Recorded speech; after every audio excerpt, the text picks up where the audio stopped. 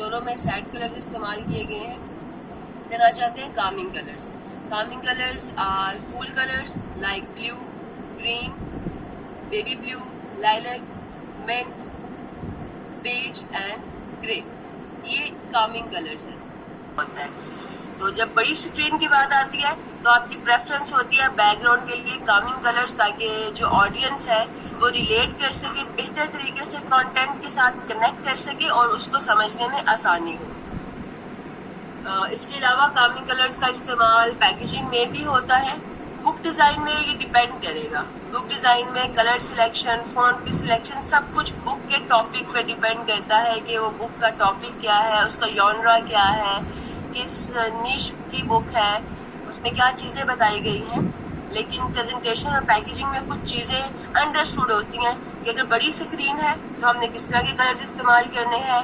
Packaging کا مطلب یہ ہے کہ آپ کی پروڈکٹ کی پیکیجنگ ایسی ہونی چاہیے کہ پیس اور برانڈس کے ساتھ بڑی ہوئی آپ کی جو پروڈکٹ ہے وہ پرومیننٹ ہو. تو وہاں پہ کلر سلیکشن کا کافی امپورٹنٹ رول ہوتا ہے.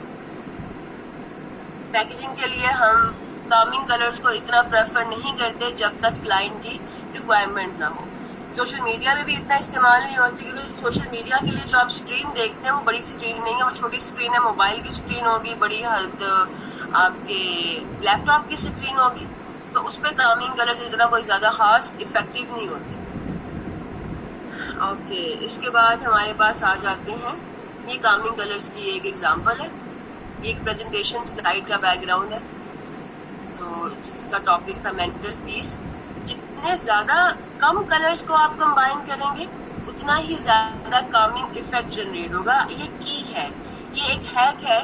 کسی بھی گرافک پہ کام کر رہے ہو, اگر آپ کے کلائنٹ نے آپ کو بول دیا ہے کہ مجھے ایک کامنگ افیکٹ چاہیے, یا یہ جو پروڈکٹ ہے یہ کسی اسپا کی پروڈکٹ ہے, کوئی مساج کا پروڈکٹ ہے, یا کچھ ایسا پروڈکٹ ہے جس کا تعلق دماغ کی ریلیکسیشن سے ہے, مینٹل پیس سے ہے, تو آپ کو پتہ ہے کہ آپ نے بہت کم کلرز اس میں چوز کرنے ہیں. جتنے کم کلرز ہوتے ہیں اتنا ہی ایک ڈیزائن پیسفل ہوتا ہے.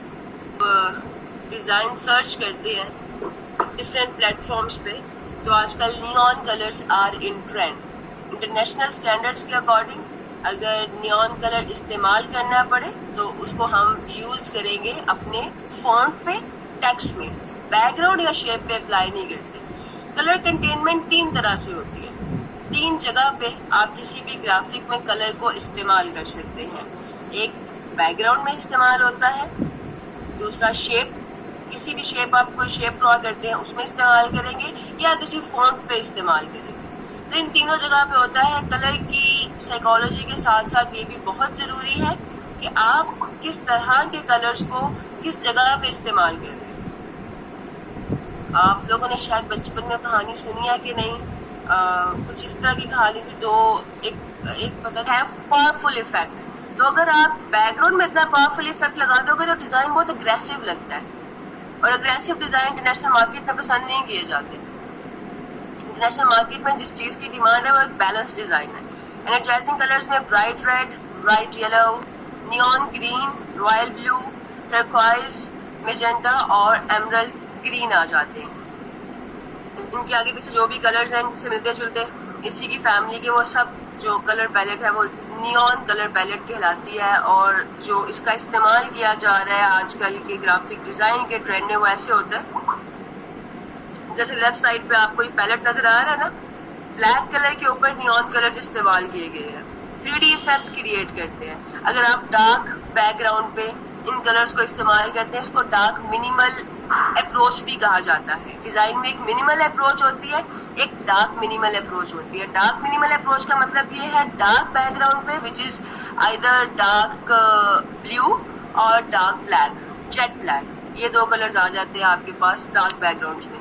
ان کے اوپر آپ کوئی بھی برائٹ کلر استعمال کر لو تو وہ جو گرافک بنتا ہے اس میں جو اپروچ یوز کی گئی ہے اس کو ہم نام دیتے ہیں کہ ڈارک منیمل ڈیزائن ہے.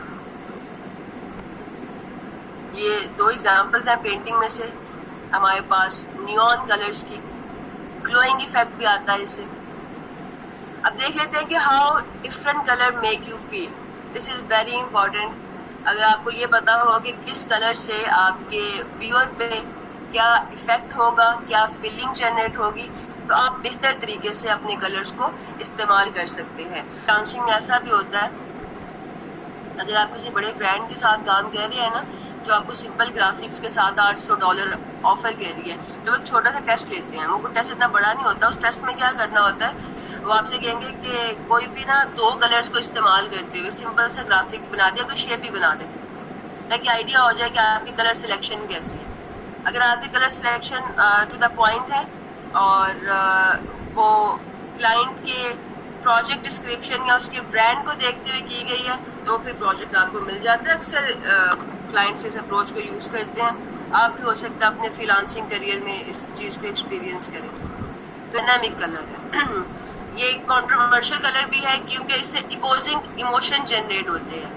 اس کو پیشن اینڈ لو کے ساتھ بھی ایسوسیٹ کیا جاتا ہے, اینگر اور ڈینجر کے ساتھ بھی کیا جاتا ہے. دونوں اپوزٹ ایموشنز ہیں تو اس کو آپ ایدر وے یوز کر سکتے ہیں. اگین یہ دعوت دینی ہے کہ register now, by now, log in یا ایسا کوئی بھی کال ٹو ایکشن وہاں پہ آپ ریڈ کا استعمال کر رہے ہیں یا کوئی ایسا اسپیسیفک ایریا آپ کے گرافک میں جہاں پہ you want to draw attention کہ بھائی یہ سب سے امپورٹنٹ چیز ہے تو وہاں پہ ہم اس کو استعمال کریں گے بٹ استعمال کریں گے شیپ کے اندر.